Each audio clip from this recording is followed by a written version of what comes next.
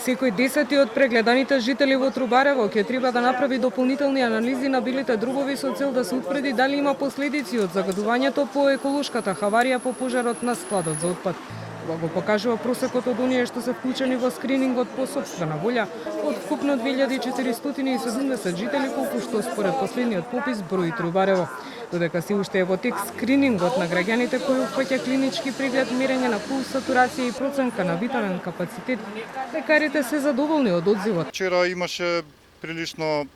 голем интерес, продолжуваме со истото темпо и денеска со нашата екипа. Поголем дел од пациентите кои што веќе се жалат, веќе имаат и претходно хронични респираторни проблеми, така да еден мал дел од нив ги упативме како итни пациенти на клиниката за пулмологија за понатамошни доиследувања, функционални белодробни тестови, рентген и така натаму, додека тука како скрининг активност се прави комплетен клинички преглед, се прави советување, ги предложуваме тие општи препораки да се избегнува изложеноста на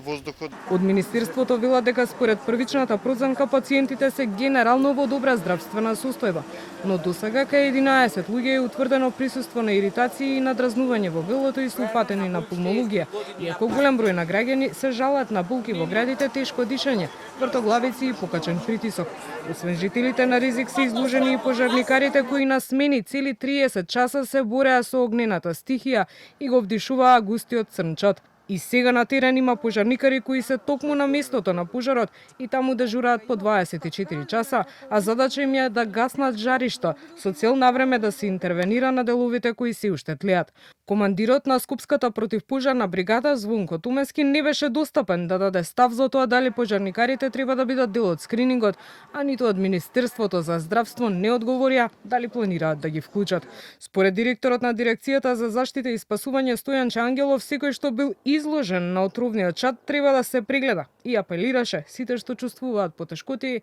да го сторат тоа. Праќањето медицински екипи на лице место кои што токму таму го прават скринингот во оваа насока, да и се овозможи на граѓаните да направат еден базичен лекарски преглед, да се проверат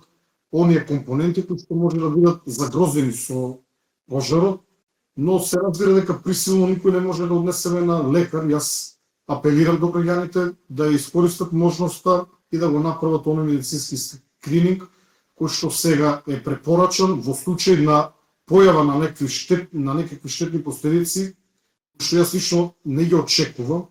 Сметам дека Министерството за здравство ќе ја прошири батеријата на тестови како и самиот медицински преглед.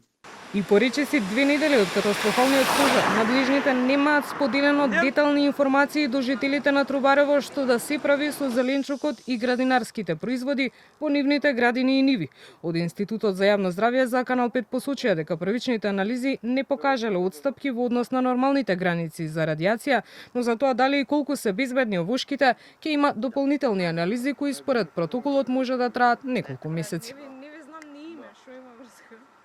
Не треба